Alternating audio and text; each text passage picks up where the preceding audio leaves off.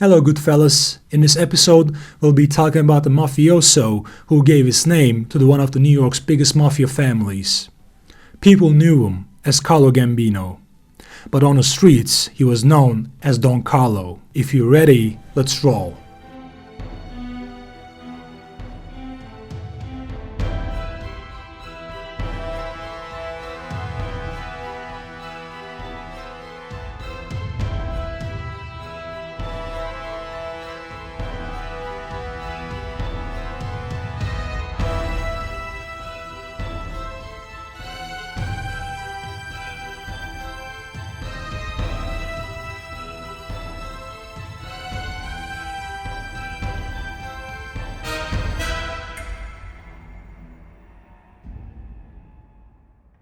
Born in Sicily on August 24, 1904, Carlo Gambino was the son of a family that had ties to the Sicilian mafia. Growing up in a Palermo neighborhood called Passo di Rigano, Carlo Gambino became a member of the Sicilian mafia. His brother Paolo was also involved in the mafia. Allegedly, Mussolini's campaign against the mafia was the reason for Carlo, who was a 19-year-old boy, boarded a ship bound for the United States as a stowaway in 1921 and arrived in Brooklyn, New York. Joining his cousins, the Castellanos, who came here before him, Gambino worked here for his uncle's trucking business. Shortly after, he married his cousin Catherine Castellano in 1932. Catherine was the sister of Paul Castellano, who would later be killed by John Gotti.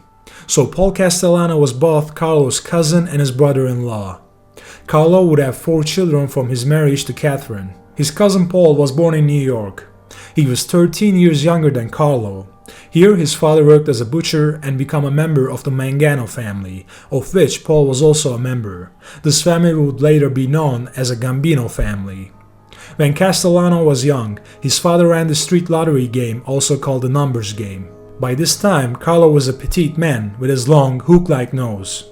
Gambino was arrested several times in the 1930s for crimes like larceny. Like his cousin Paul, Carlo continued his criminal career in the Mangano family. Meanwhile, in 1931, 2 mafia bosses fought for the ultimate leadership of the entire American mafia. This war was called Castellammarese War, which is a broad subject to cover for now.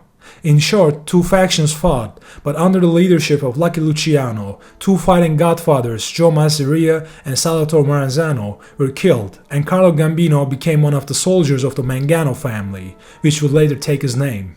Allegedly, Carlo got made in this family with his cousin Paul Castellano. Carlo Gambino, like his other accomplices, began to enrich himself through bootlegging, which he exploited during the Prohibition. Even in 1939, 8 years after the Prohibition went out of circulation, Gambino would be persecuted for fraud related to alcohol taxes. But Carlo Gambino's real criminal fortunes came in the 1940s. His transformation from a simple mafia soldier to a powerful captain would be when the United States entered the Second World War. Although Americans rather avoided being involved in another European affair since the First World War, the administration of the US knew Nazis were a threat for the entire democracy around the world. Therefore, the US enacted the law called Lend-Lease, which allowed the United States to let countries like Britain and Soviet Union borrow basic food and military equipment from the states while fighting Nazi Germany. America had no financial gains in making this contribution. It wasn't for profit, but rather a great cause, which was to stop Nazi Germany. But on December 7, 1941, Nazi ally Japanese Empire targeted the United States' largest fleet in the Pacific Ocean, and the famous attack on Pearl Harbor took place. The aim was to shake off the US power in the Pacific and seize oil reserves in the East Indies, controlled by Netherlands and the Allies. With this attack, the United States officially entered the war, and a policy that is related to our topic was implemented, the Rationing System. Like many other countries during the Second World War, the United States passed the Rationing System law. With this practice, which began in 1941, the government set ceiling prices for most products in the United States. In addition, ration cards were distributed from the year 1942, and the basic needs such as food were now taken through ration cards. With the war, America began to recover economically from the consequences of the Great Depression. the US was producing. Government regulation was also important in this context. But the entire effort had some difficulties, especially in supply of gasoline, wheels, clothing, shoes, meat, butter, canned food, sugar, and many other essential goods that were sent as a foreign aid. The international trade was also cut because of the war, so the supplies were hard to bring into the country. The war also hampered Americans' mob fighting efforts. Law enforcement now had a larger task, such as fighting Axis agents. In fact, US made an agreement with the imprisoned Lucky Luciano for the mafia's support to protect the ports of New York City. It was agreed that Luciano's remaining term would be dismissed, as he would be deported to Italy instead of doing the rest of his time in a prison. In return, the mafia would be in charge of port security, collaborating with the government against German agents in the ports of New York and the East Coast overall, such as in New Jersey. And Carlo Gambino would be one of the kingpins exploiting this wartime rationing. He and his accomplices forged copies of government-issued rations. They also collaborated with corrupt officials to snatch official rations and sell them for excessive prices. Carlo Gambino, now a capo in the Brooklyn area, exploited this system and became a millionaire in a matter of nights. According to the confessor Joe Valachi's statements, Carlo Gambino was the mob's biggest name in the black market area, and he was the biggest earner for the Mangano family. According to Valachi, Gambino was obtaining the most valuable rations from the Office of Price Administration, called OPA, either by stealing or bribing. He was assisted in this area by his cousin and brother-in-law, Paul Castellano. At first, Carlo was stealing ration cards from OPA through his men, but when the government started to keep the ration cards in the bank, Carlo started to take these ration cards from the officials, this time through bribes. The fortunes of Gambino, who had become rich in this way throughout the war, would shine even brighter after what happened to his boss, Vincent Mangano. Vincent Mangano was one of the first bosses of Luciano's commission, was one of the godfathers with strong control over the New York ports. Mangano charged carriers for every shipment in and out of Brooklyn waterfront, and companies that didn't pay him were never loaded or unloaded through these ports. In this way, Mangano, one of the great powers of the underworld with his family, chose Albert Anastasia as the underboss of his family. Anastasia, who like Mangano, drew his strength from Brooklyn ports and chaired 6 branches of longshoremen unions. Anastasia was also a member of Murder Incorporated, the team of killers Luciano and his associates often used. They were also known as the Brownsville Boys. This gang consisted of Italian and Jewish murderers hanging out in a secret place behind a candy store in Brooklyn's Brownsville neighborhood. Recent reports say that Murder Inc. never existed, and the Brownsville crew was just a group of racketeers working for Lepke Buchalter, but that's a discussion for another video. But allegedly, the Murder Inc. was the group that executed some of the most famous assassinations in the New York underworld, such as the murder of the Jewish gangster Dutch Schultz in 1935. As the leader of this group, Anastasia got too close to Luciano, and Vincent Mangano, the boss of Anastasia's family, was disturbed by the situation. In fact, according to the mob rules, Mangano was right. A made man in a family could never work like a hitman without the boss's approval. But Anastasia and his gang broke this rule time and again. According to some, the disagreement between Mangano and Anastasia had reached the level of physical fight. Sometimes later, on April 19, 1951, Vincent Mangano got disappeared, never to return. His brother Philip Mangano, a capo and consigliere in the same family, also disappeared the same day, but Philip's body was found in a swamp in Brooklyn. Although the perpetrators were never found, it was clear that Anastasia had done the deed. Anastasia defended himself in the Mafia Commission, saying that Mangano would get him killed, so it was an act of self-defense. With the support of Frank Costello, then leader of Luciano's family, Anastasia was declared as the new boss of the Mangano family. Also known as Don Umberto, Anastasia made a series of mistakes while managing his family. For example, he had a citizen named Arnold Schuster killed for reporting a bank robber to the police. If he hadn't come across this incident on TV, maybe he wouldn't even heard the name of the man. But this was Anastasia, and he loved bodies to drop dead. Anastasia reportedly angered Meyer Lansky and opened rival casinos in Cuba. He also had Frank Scalise, his underboss, and his brother killed for selling family memberships for money. However, it is said that Anastasia himself sold the memberships, and he made Skelas the scapegoat. Also reportedly, Anastasia was a notorious gambler, and he was selling memberships to pay off his gambling debts. As a result of all this, Anastasia gained so many enemies within the underworld. Anastasia, who was also rude to his own men and even made fun of them, insulted and mocked ones like Carlo Gambino.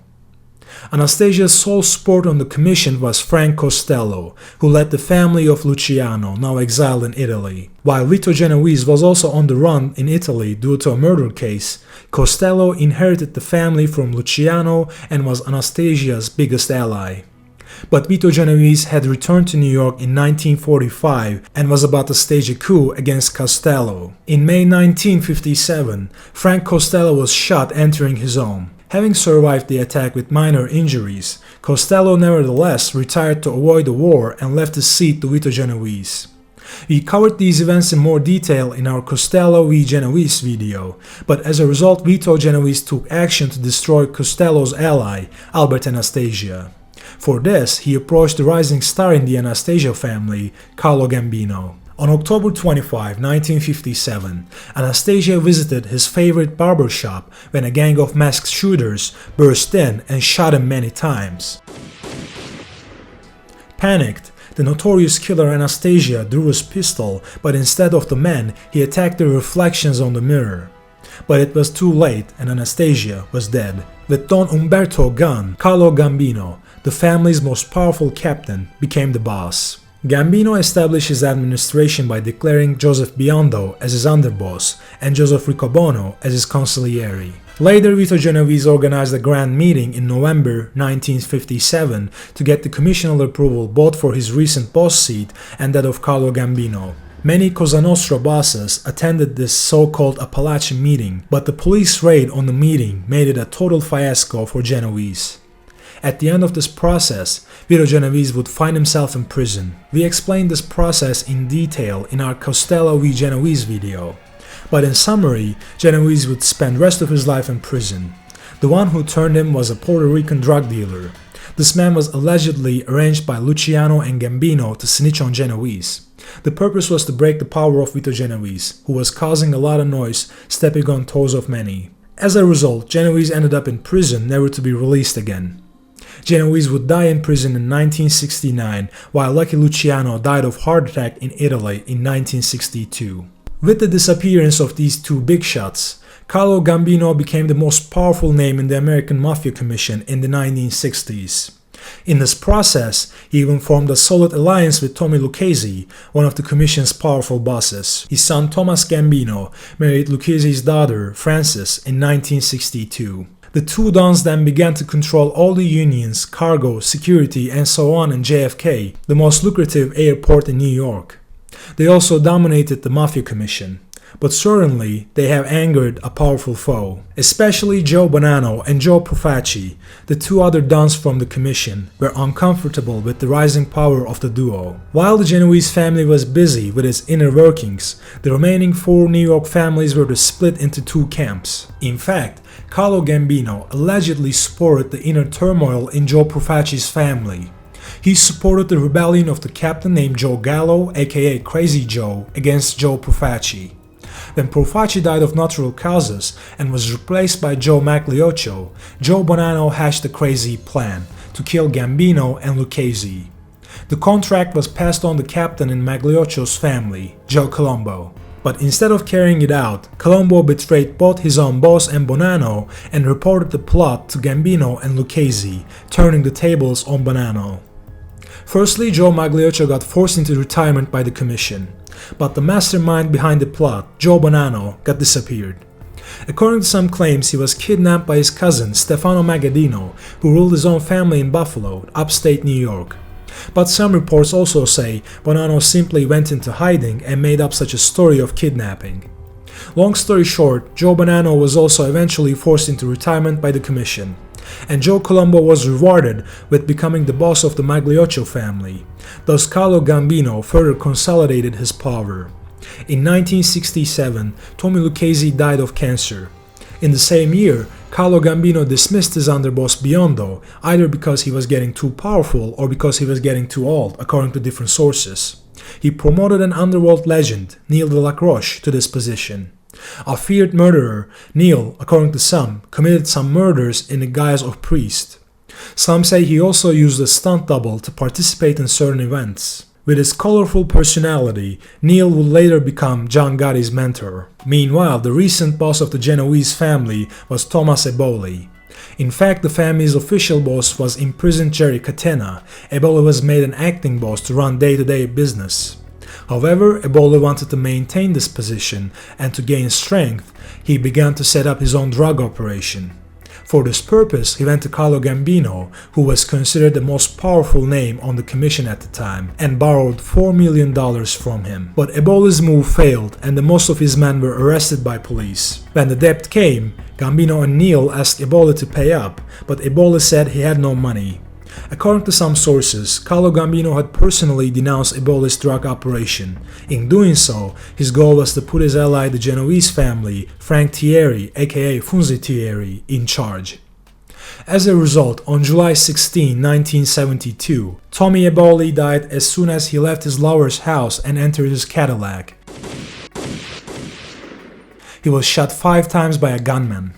Later in the Genovese family, Funzi Thierry would take the lead. Carlo Gambino had banned his family from getting into the drug business. Deal and die, a rule that means sell and die, declared that family members who sold drugs would be punished by death. Drugs were a crime that could result in long prison terms, and mafia members were convicted from drug charges often did a lot of harm to the family as confessors. Therefore, Gambino wanted to eliminate this threat. But Carlo Gambino allowed some members of his family to sell drugs. The most important of these was John Gambino and his crew, the Jersey branch of the Gambino family called Cherry Hill Gambinos. This group, which had good relations with Sicily, also formed an alliance with the Inzerillo clan, which Totorina nearly destroyed, and through this channel they became the major player in heroin traffic from Europe to New York. Trying to keep everyone in the line in the commission, Don Carlo Gambino began to be disturbed by his minion Joe Colombo due to the popularity of Italian-American Civil Rights League started by Joe Colombo. Joe Colombo started a social movement that supposedly protects the rights of Italians and tried to change the perception that all Italians were somehow involved with mafia. While doing all this, Colombo was also a boss of a family that would get his name, so he was literally a mafia boss. He came to this position especially thanks to Carlo Gambino. 41-year-old Colombo was also the youngest boss in the commission at the time. It is also said that Colombo interfered with the film crew during the filming of Godfather, removing the words such as mafia, Cosa Nostra and family from the script. But Joe Colombo's pose as an activist businessman, his media publicity, his actions that put Italians and the mafia under spotlight began to disturb the commission. On the top of that, Joe Colombo started to receive donations on the behalf of his association he founded, and he was pocketing these donations. Soon, Gambino's soldiers removed brochure-like things about Colombo's association in Bensonhurst neighborhood, one of the most important Italian neighborhoods. But the warnings like this were to no avail. And Joe Colombo was shot in the middle of New York on June 28, 1971, while giving a speech at a crowded rally at the Columbus Circle. The black hitman who shot him, Jerome Johnson, was killed by gunfire of Colombo's bodyguards. Colombo did not die immediately, but remained paralyzed, meaning he was no longer able to manage the family, and died 7 years later. Thus, Carlo Gambino had removed another threat to the commission. By the 70s, aging Carlo Gambino was letting Neil Dellacroce to run things on the streets, himself staying behind the scenes and only dealing with important matters. A hitman and a capo during the time of Albert Anastasia, Neil was a figure loved and respected by the young and violent thugs who rose up in the family like John Gotti. However, Don Carlo also made businessmen like Paul Castellano captains in the family, and he was trying to keep this wing of the family, namely the white-collar side, strong. Under Gambino, the family became quite strong in the construction industry, and the family, which also took over the New York branch of the truckers' union called Teamsters, started to earn serious income by deducting commissions from everything that was moved here, especially construction materials. the Concrete Club or Cement Club, founded by 4 families of the Mafia Commission, and was a construction cartel that made serious profits in these years. Controlling all construction contracts worth more than $2 million, the structure determined the winning company in public tenders and received 2% of the money from the contractors in return.